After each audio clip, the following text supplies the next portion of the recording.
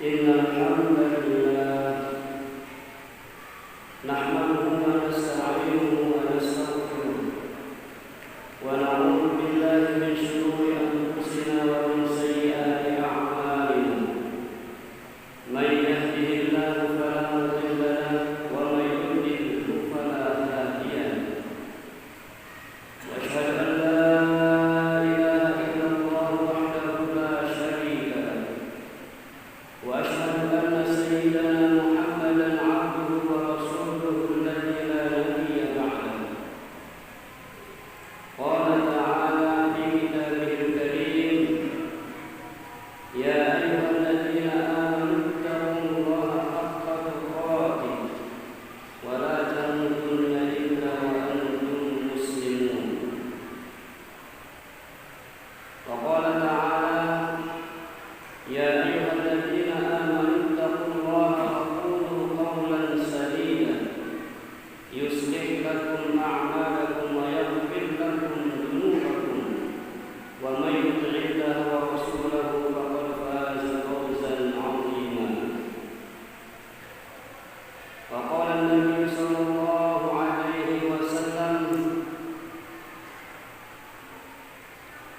من وجد منكم سعة فلم يضحي فلا يقربن مصلانا صدق الله العظيم وصدق رسوله النبي الكريم ونحن على ذلك من الشاهدين.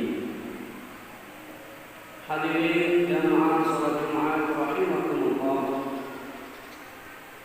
Selalu kita memanjatkan puji syukur kehadirat Allah Subhanahu wa taala. Alhamdulillah wa syukurillah. Sampai dengan saat sekarang ini Allah masih anugerahkan kepada kita kenikmatan sehat wal afiat, terutama sekali kenikmatan iman dan Islam. Dengan nikmat iman dan Islam itulah langkah kaki kita ringan menuju rumah Allah, Masjid Jami As-Siddiqi pada siang hari ini untuk mengikuti sholat Jumat, mengikuti nasihat-nasihat agama melalui khutbah Jumat yang disampaikan. Mudah-mudahan kita termasuk ibadah syakur, hamba Allah yang pandai bersyukur, yang mana la in syakartum la azidannakum. Jika kalian pandai mensyukuri nikmatku, kata Allah, pastilah aku akan menambahkan terus nikmat tersebut kepada kalian. Janganlah sebaliknya, wala in kafartum inna adzabi lasyadid. Jika kalian kufur, sungguh azabku sangatlah pedih. Untuk itu, sekali lagi, mari dengan lisan yang fasih, dengan hati yang tulus, kita mengucap syukur kepada Allah dengan ucapan Alhamdulillah ala nikmatil iman wal Islam. Selawat dan salam senantiasa tercurah kehadiran Nabi yang agung, Nabi yang mulia.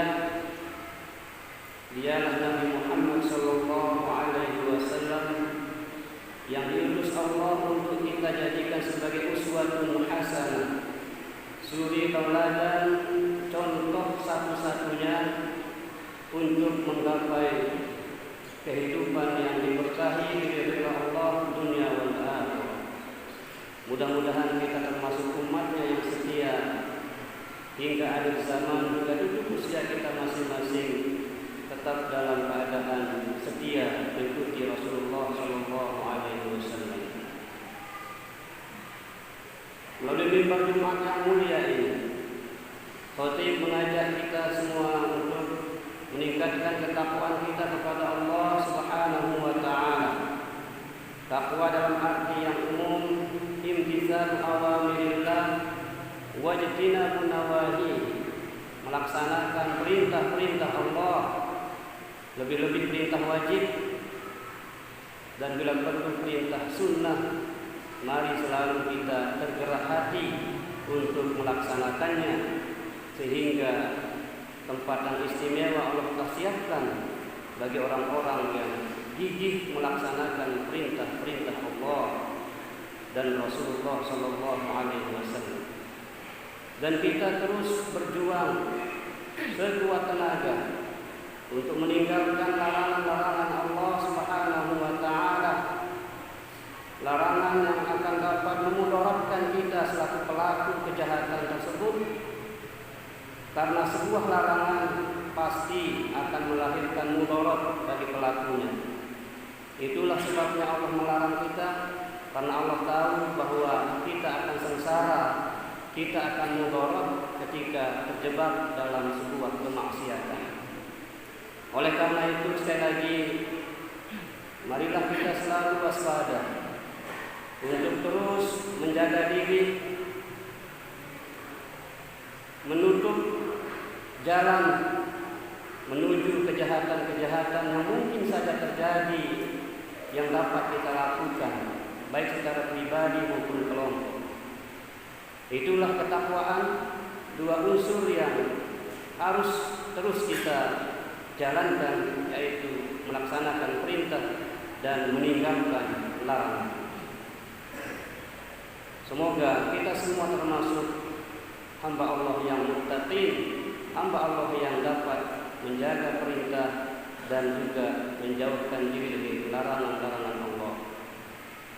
Hadirin umat Islam rahimakumullah, tanpa disadari kita ini tengah berada di penghujung bulan Zulqa'dah, di mana hari ini kita berada pada tanggal 20 Zulqa'dah, artinya 10 hari terakhir bulan Zulqa'dah, dan kita akan menyambut 10 hari pertama bulan Zulhijjah, di mana bulan Zulqa'dah dan Zulhijjah termasuk bulan haram.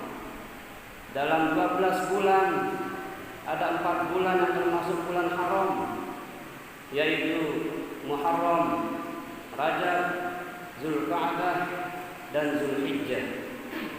Bulan haram artinya bulan yang dimuliakan oleh Allah, di mana setiap amal yang dilakukan oleh seorang hamba akan dilipat gandakan ganjaran pahalanya. Hadirin rahimakumullah, dengan tibanya akhir Zulqa'dah dan awal Zulhijjah, pastilah kita akan teringat sosok manusia mulia, sosok hamba Allah yang mulia, yaitu Ibrahim alaihissalam, Ismail alaihissalam, dan Siti Hajar alaihissalam, yang telah mampu menunjukkan ketauhidannya kepada Allah Subhanahu wa Ta'ala, sanggup mengorbankan hal-hal yang paling ia cintai dalam kehidupannya hanya demi tegaknya syariat Islam. Ibadah tersebut adalah ibadah kurban. Ibadah kurban adalah ibadah yang sangat tinggi nilainya di sisi Allah Subhanahu wa Ta'ala. Betapa tidak bahwa pengorbanan sanggup menanggalkan apa saja yang ada dalam diri kita hanya demi membela Allah Subhanahu wa Ta'ala yang memerintahkan kita, yang menciptakan kita, yang mematikan kita dan menghidupkan kita. Dialah Allah Rabbul Izzati wa Jalalah yang harus kita pasrah kepadanya. Dan itulah yang ditunjukkan oleh ketiga hamba Allah yang istimewa ini, Ibrahim, Ismail, dan juga Siti Hajar. Tentunya mereka bukan tanpa kendala melaksanakan perintah berat ini, tetapi mereka mendapatkan tantangan yang sangat berat dari iblis laknatullah alaih untuk menggagalkan perintah yang sangat mulia, yaitu berkurban. Tetapi karena ketiga hamba Allah tersebut merupakan orang-orang yang telah dekat kepada Allah, taqarrub kepada Allah, taqarrubnya kepada Allah mengalahkan nafsunya, sehingga pelaksanaan ibadah kurban tersebut terlaksana dengan penuh keamanan, kenyamanan, dan kenikmatan.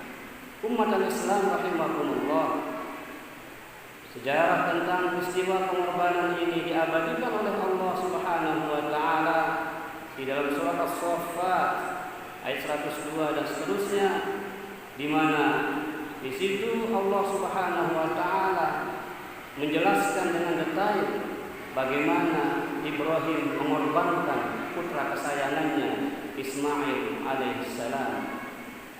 Setelah sekian lama Ibrahim menanti tibanya untuk lahir seorang anak yang soleh.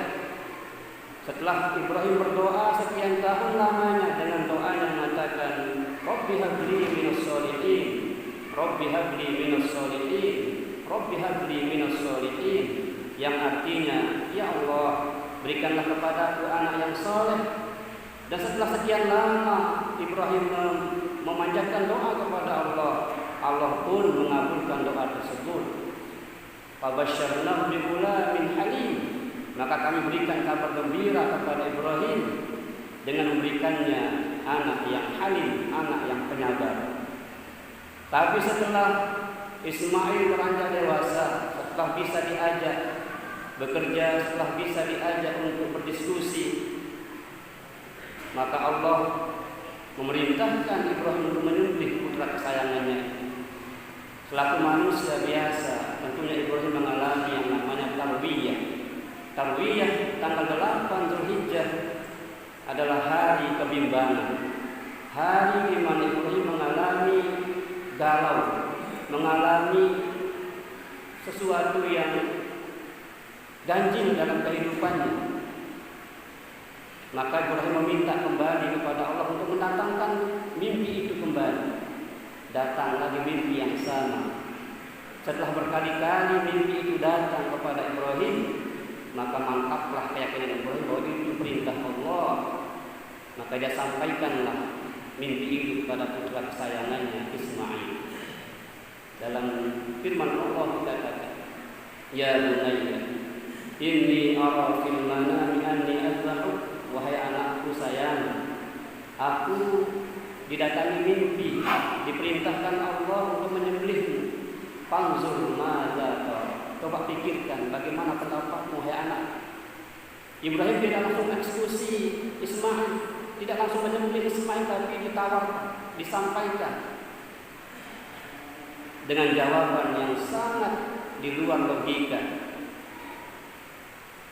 Ismail menjawab, dari lisan yang mulia itu keluarlah kata-kata, Ya abati fa'al ma tu'mar, satajiduni insyaallah minas sabirin. Wahai abah, lakukan perintah Allah, lakukan perintah itu, maka engkau akan mendapatiku sebagai orang yang sabar.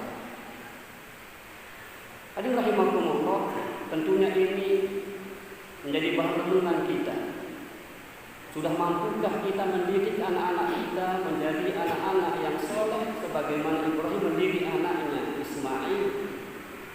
Menjadi PR kita di sepanjang hayat kita. Dikaruniai anak laki-laki, perempuan, sama saja. Kewajiban kita adalah bagaimana membentuk mereka menjadi anak yang taat, anak yang soleh, solehah, anak yang berguna bagi agama, bahkan nusa dan bangsa.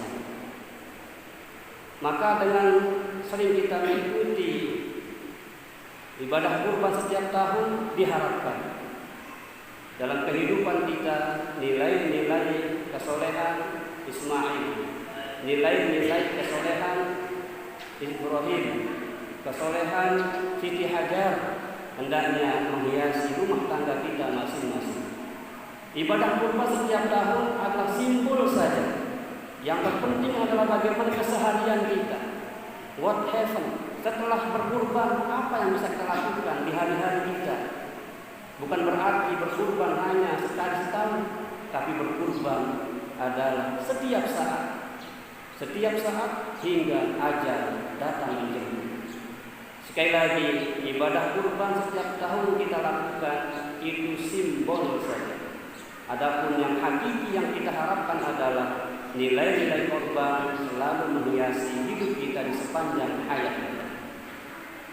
Begitu pentingnya ibadah kurban ini sampai-sampai Rasulullah SAW bersabda, man wajada minkum sa'atan falam yudahi fala yaqrubanna musalla. Barang siapa yang diberikan rezeki lebih oleh Allah, memiliki kemampuan untuk berkurban, kemudian dia tidak berkurban, fala yaqrubanna musalla. Janganlah dia dekat-dekat dengan tempat sholat ini. Janganlah ia dekat dengan Masjidin Nabawi. Begitulah Rasulullah sangat menekankan ibadah kurban. Maka alhamdulillah di Masjid Jami As-Siddiqi setiap tahun tidak kurang dari 10 ekor sapi dapat kami kumpulkan. Maka mudah-mudahan di tahun ini, di mana data terakhir yang kami terima tadi pagi, kelompok ibadah kurban Masjid Jami As-Siddiqi 10 kelompok kurang 2. Kami yakin sampai hari pelaksanaan ibadah kurban insya Allah akan terus bertambah. Maka tentunya kita tidak hanya berharap kurban itu sebatas simbol, tapi bagaimana nilai-nilai kurban ini akan terus mengakar dalam kehidupan kita sebagai individu, sebagai kepala rumah tangga, sebagai ibu rumah tangga, sebagai masyarakat. Nilai kurban harus melekat dalam setiap diri kita. Mudah-mudahan khutbah yang singkat ini dapat menginspirasi kita untuk mengarungi sisa hidup kita lebih baik, memiliki jiwa-jiwa, mengorbankan apapun yang ada dalam diri kita demi tegaknya agama Islam, demi tegaknya syariat Islam di tengah-tengah kehidupan kita. Aku qauli hadza wa astaghfirullah li wa lakum wa lisa'iril muslimin fastaghfiruh innahu huwal ghafurur rahim.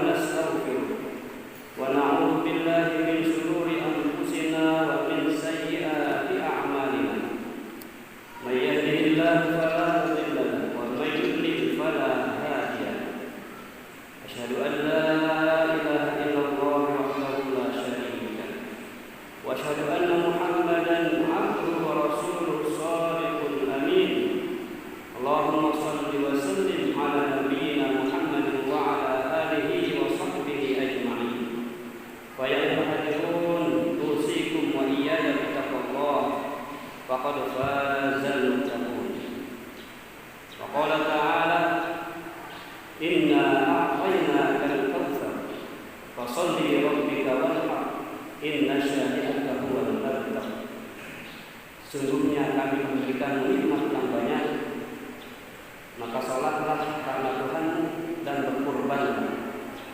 Sesungguhnya orang-orang yang memperolok-olokkan orang yang terputus dari rahmat Allah. Al-Kautsar ayat 1 sampai 3. Hadirin rahimakumullah, kita terus berharap kepada Allah Subhanahu wa taala. Mudah-mudahan kita dapat merenungkan makna sebuah ibadah dalam kehidupan kita, tidak semata-mata sebatas ritual rutinitas kita, tapi kita berharap ibadah kita mampu membentuk perilaku dan akhlak kita menjadi akhlak al-karimah, akhlakul Quran, akhlakul mahmudah, akhlak yang diwariskan oleh para nabi dan orang-orang yang soleh. Akhirnya kepada Allah kita memohon, berdoa, mudah-mudahan kita semua termasuk orang-orang yang soleh. Allahumma ighfir lil muslimin wal muslimat wal mu'minin wal mu'minat al ahya'i minhum wal amwat innaka sami'un qaribun mujibud da'wat wa qadiyal hajat ya rafi'ad darajat wa ya mu'tiyal mas'ulat a'tina khairal dunya wal akhirah. Allahumma aslih lana dinana alladhi